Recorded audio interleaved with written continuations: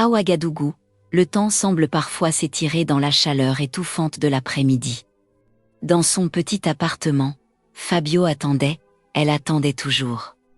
Le ventilateur brassait l'air chaud sans vraiment rafraîchir l'atmosphère.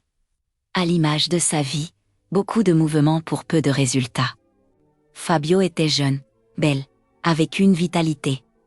Mais depuis 2 ans, cette vitalité s'était mise au service d'un seul homme, Traoré. Traoré était un grand type, un homme d'affaires influent respecté dans les cercles du pouvoir. Il avait l'assurance de ceux qui ont réussi, le ventre rond de l'aisance. Et un portefeuille capable d'ouvrir bien des portes. Il avait aussi, et surtout, une épouse légitime, Madame Traoré. Une femme digne et respectée que Fabio n'avait aperçue que de loin, lors de grands événements télévisés. Fabio, elle, était le secret de Polichinelle. La deuxième bourreau non officielle, celle cachée dans les plis de la nuit. Au début, Traoré l'avait couverte de promesses. Il parlait de la solitude du pouvoir, de la fraîcheur que Fabio apportait à sa vie. Fabio, naïve, avait cru que son amour pouvait déplacer les montagnes, ou du moins, faire bouger la place de l'épouse. Mais très vite, la réalité s'était installée, brutale. Traoré n'était pas un amant romantique. C'était un homme exigeant et dominateur qui gérait Fabio comme l'une de ses entreprises. Il débarquait chez elle sans prévenir, tard le soir, après avoir dîné en famille. Il exigeait de la disponibilité, de la bonne humeur, et surtout, de la discrétion. Il prenait ce qu'il était venu chercher, le plaisir.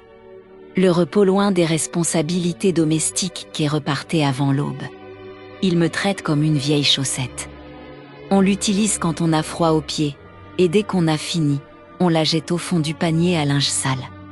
Loin des regards, en attendant la prochaine nécessité. Fabio se sentait sale après ces passages. Non pas à cause de l'acte, mais à cause du mépris silencieux qui l'accompagnait. Il ne lui demandait jamais comment s'était passée sa journée. Il ne connaissait pas vraiment ses rêves. Il payait son loyer, lui donnait l'argent, et estimait que cela suffisait à acheter son silence et sa soumission. Le plus douloureux pour Fabio n'était pas l'isolement, mais la comparaison constante. Traoré ne manquait jamais une occasion de lui rappeler sa place.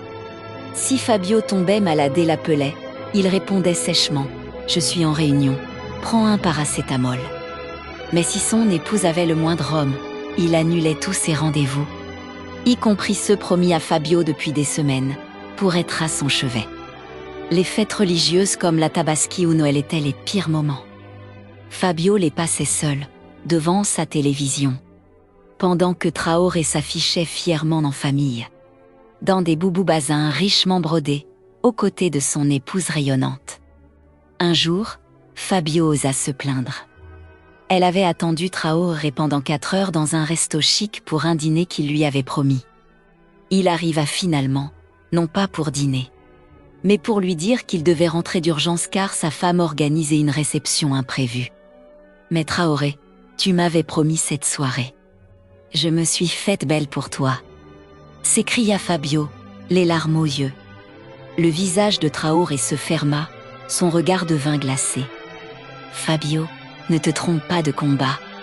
Ma femme est la mère de mes enfants, elle porte mon nom, elle est mon honneur en société. Toi, tu es mon jardin secret. Ne demande jamais à l'ombre de devenir la lumière. Si tu n'es pas contente, la porte est ouverte. » Cette phrase fut un coup de poignard. Elle résumait tout, Fabio n'était qu'un accessoire. Une distraction remplaçable, tandis que l'épouse était l'institution intouchable. Fabio resta encore quelques mois, accroché à l'illusion, à la sécurité financière qu'il lui offrait.